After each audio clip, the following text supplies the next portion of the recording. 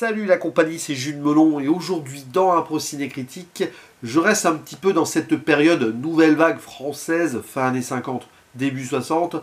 J'ai évoqué pas mal de longs métrages de cette époque ces dernières semaines et il va être question ici du troisième long de Madame Agnès Varda, sorti en 1965, après La Pointe Courte, dont j'ai justement parlé il n'y a pas si longtemps que cela, et Cléo de 5 à 7, qui a été l'objet d'une vidéo sur ma chaîne il y a plusieurs années maintenant. C'est autour du bonheur, tout un programme, qui réunit au casting Jean-Claude Drouot, dans le rôle principal, et sa famille, puisqu'il y a sa vraie épouse, Claire, et ses deux enfants. C'est très personnel tout cela. Il y a aussi Marie-France Boyer, qui va jouer la maîtresse du personnage principal de François, joué par Jean-Claude Drouot. Donc le bonheur, il est peut-être tout relatif ici, ça dépend pour qui et dans quelles conditions. A noter que, bon, c'est évidemment un scénario d'Agnès Varda, qu'il y a au cadrage Claude Zidi, voilà, qui a commencé sa carrière avec la Nouvelle Vague, avant d'être lui-même réalisateur. Il y a évidemment une vague impressionniste tout au long du film, qui est très importante dès l'introduction, avec cette famille qui apparaît en flou au fond, et ce tournesol, enfin ce champ de tournesol, et les jump cuts sur un en particulier, qui annonce la couleur, et les couleurs aussi, d'une œuvre particulière, assez douce et romantique sur le papier, presque féerique par moment, puisque ça va se dérouler dans la campagne. Alors une campagne très parisienne, qui n'est peut-être plus la campagne parisienne d'aujourd'hui, vous voyez, c'est les années 60, quoi. Où on va suivre le bonheur parfait d'une famille. François, menuisier, donc il est proche, voilà, de ce travail manuel quasi charpentier, vous voyez, on est vraiment aux bases du cliché de ce que pourrait être le bonheur ultime, quoi. Lui, sa femme, qui est vraiment dévouée, et qui est mère de 2 enfants. Bon, en plus, il y a une naissance dans la famille à côté, donc vraiment, c'est génial. Petit pique-nique, déjeuner sur l'herbe. Évidemment, Agnès Varda va référencer à la fois les peintures impressionnistes et Jean Renoir, qui lui-même est de descendance impressionniste. Donc il y a plein de trucs là-dessus. Sauf que un beau jour, François, en allant à la poste, au PTT, puisque c'est comme ça à l'époque, eh bien, il va s'éprendre d'une jeune employée qui s'appelle Émilie. Et une sorte d'idylle va naître, un petit peu à la Jacques Demy, le compagnon d'Agnès Varda, sauf que c'est terrible pour nous, spectateurs. On a à la fois le bonheur parfait de la famille, cette famille auquel le bonheur, on pourrait éventuellement s'identifier dans une vie logique, quoi, banale, et aussi cette escapade à côté, avec ce petit couple un peu libre, qui fait ses petits trucs voilà, à part, et là aussi, c'est en quelque sorte beau. Mais ces deux bonheurs en même temps sont potentiellement incompatibles. Pas pour François, voilà, l'homme qui a 2 femmes. Mais alors, la maîtresse, visiblement, c'est pas qu'elle s'en fiche, mais bon, c'est la maîtresse. Mais alors, l'épouse à côté, eh bien, très vite, tu vas avoir une sorte de crève-cœur. T'es pincé dans ton âme, en sachant qu'elle est trompée, quoi, et elle s'en doute pas. Bon, je ferai une zone spoiler pour la finalité du film, parce que celle-ci change tout. Évidemment, à l'époque, le bonheur d'Agnès Varda était mal accueilli par une certaine société moraliste. Une tentative de censure, l'Église catholique n'était pas contente, bon. Mais alors, bon, c'est passé un peu à l'as. Les gens ont vu le film sans trop voir le côté subversif, ou pas, je ne sais pas.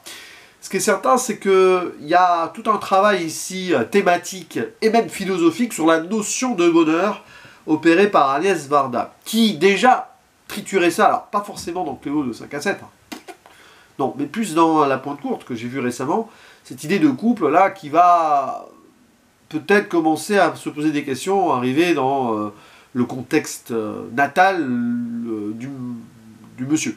Bon, ici, on est dans un autre endroit un peu à part, loin du monde, qui va trop vite, et cette famille, tout va bien, quoi, il n'y a pas du tout de crise, mais vraiment, c'est génial. Le père d'ailleurs est un très bon papa, ça joue aux Indiens avec les enfants, bon oui c'est les clichés des années 60.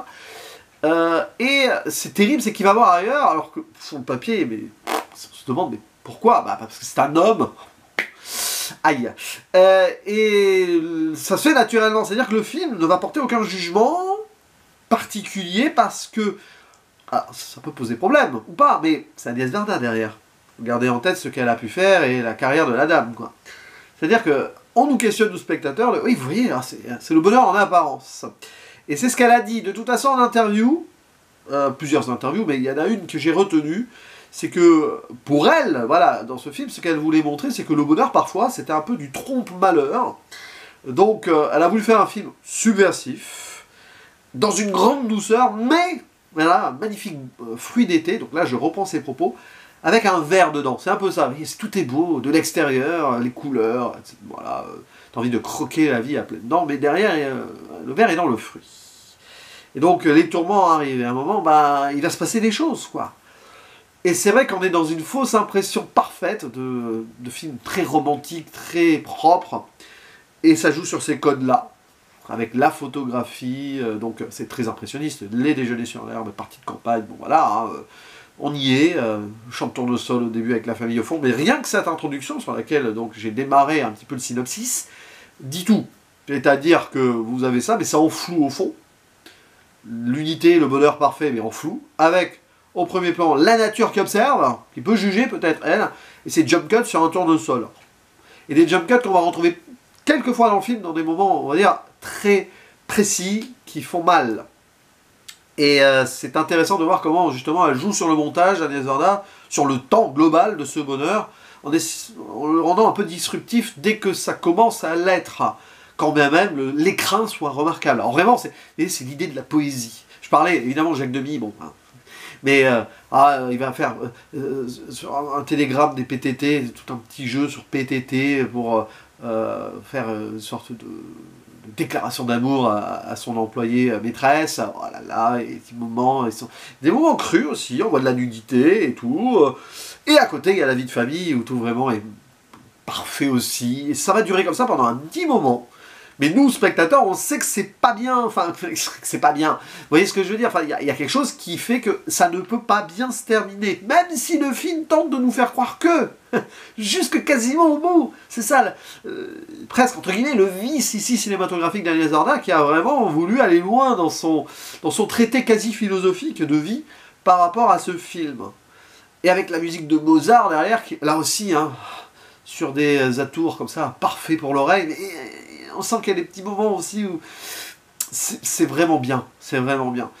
C'est parfois un peu long forcément, même si ça ne dure qu'1h20, parce que tu vois le principe, tu te dis que bon, faire durer cela pour attendre le moment où ça ne pourra pas durer, sinon, voilà, pour l'époque, ça serait vraiment pas passé en fait en plus. Et quand bien même, enfin bon, il y a quand même quelqu'un qui est forcément amené à souffrir là-dedans, vous l'avez compris. C'est que, bon, on déroule comme ça le quotidien, et puis les moments de travail, etc., voilà, dans les champs, et tout, waouh, c'est formidable, hein. Beau travail de caméra, et de cadrage, et ou autre jeu de lumière, magnifique. Mais derrière, ce qui intéresse Agnès Varda, c'est pas forcément justement la forme qu'elle y porte, mais c'est qu'en utilisant cette forme, elle va tendre à nous questionner, nous, et à faire qu'on questionne. Surtout le mari, évidemment, c'est le mari là-dedans, parce que bon, la maîtresse en elle-même, elle se laisse avoir dans une aventure, les deux vont vraiment l'air amoureux.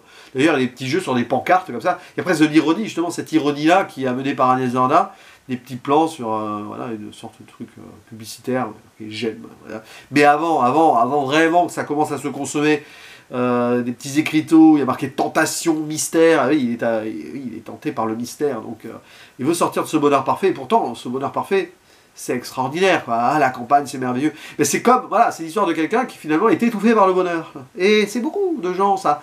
Et les gens, quand tout va trop bien dans leur vie, ils se cherchent, alors évidemment, des moments d'aventure pour sortir de la routine, et presque, ils se créent leur propre malheur. Il y a un peu ça, parce qu'indirectement, à chercher le bonheur au-delà du bonheur qui est là, ça ne peut pas vraiment bien se passer. Parce que c'est l'idée, c'est le gars, il a envie de tout avoir, quoi. Il a sa famille parfaite, les enfants, il aime sa femme, hein, il n'y a pas de souci, c'est ça le pire. Hein. Mais il a envie, finalement, d'aimer une autre. Voilà, il a ce coup de cœur, alors que beaucoup, logiquement, on dit, bah oui, j'ai un coup de cœur, mais c'est ma femme, je garde ma femme, mes enfants, et j'oublie, ça arrive. À mon avis, ça arrivait à tout le monde, ça. Hein, bon. Mais après, tu restes fidèle, quoi. D'ailleurs, il se targue auprès de ses collègues employés à menuiserie d'être fidèle. Tu parles. Il a l'air d'être le gars parfait pour tout le monde, mais en fait, pas du tout.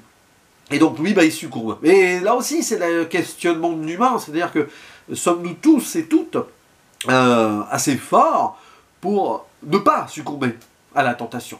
quand bien même tout soit parfait dans notre vie. Parce que c'est voilà, c'est un peu dans notre ADN. Et parfois, c'est vrai qu'on va faire des erreurs qu'on regrette après, parce que c'est presque ancré en nous. Et donc, spoiler, j'y vais là. La fin.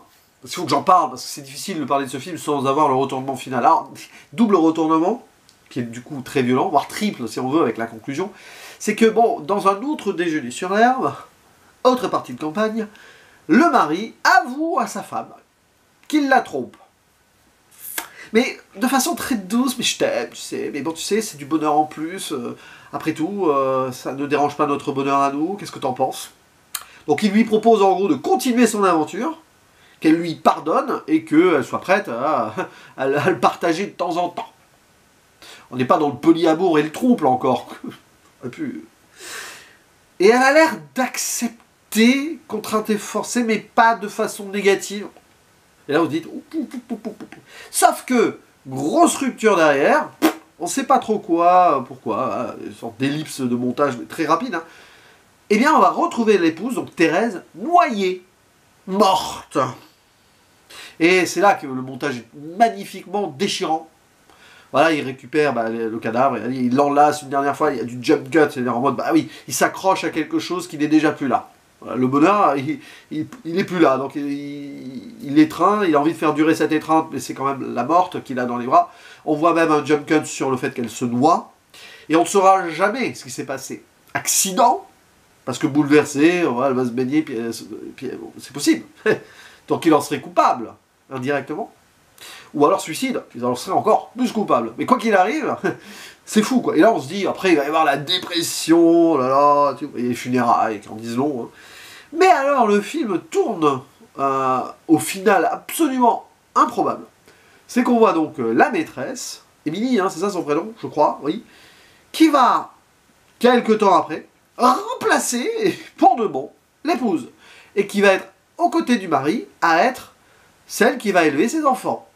Et on voit l'autre bonheur de famille, vous prenez ces scènes de fin à part, vous imaginez que c'est un couple et que c'est la mère des enfants, mais pas du tout.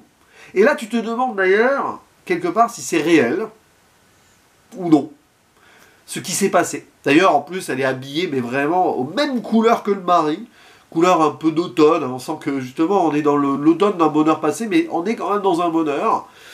On dirait une pub, quoi, pour du fromage, ou je sais pas quoi, je dis fromage, parce que c'était une pub, je crois, à l'époque, je crois que c'était le Rouy. Si c'est vraiment ça, tapez sur YouTube et tout, et vraiment, vous avez une sorte de truc rustique automnal, mais magnifique, dans la colorimétrie et tout. Oui, il y avait des pubs qui en disaient long là-dessus. Alors si c'est vraiment ça, je suis fort, hein, des vieux souvenirs d'enfants de la télé, ça. Mais voilà, carte postale, magazine, pub et tout. La famille est parfaite, mais non, elle vient d'arriver là, et les enfants ont l'air de l'avoir complètement accepté, ça a l'air complètement lunaire, tu te demandes du coup si ce n'est pas réaliste en soi, justement, mais est-ce que c'est réel? Je ne sais pas. Et ils sont habillés pareil, qu'elle va devenir l'épouse soumise ou pas. C'est absolument fou de finir le film comme ça, je trouve. C'est doublement disruptif par rapport à ce qui s'est passé avant. Et c'est génial de la part d'Agnès Varda quand même. C'est risqué, mais c'est génial. Je ferme la zone spoiler, donc c'est un film à voir, Le Bonheur. C'est vraiment un film à voir. C'est très particulier dans le ton et normal, parce que ça joue une fausse romance et une fausse perfection de tout.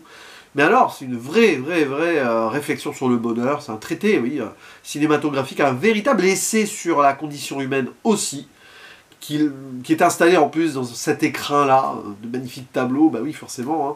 C'est de l'impressionnisme faussement réaliste, mais au final, la réalité, elle s'évade à nous, hein, d'une manière ou d'une autre. Hein, je vous renvoie à la zone spoiler sur la fin.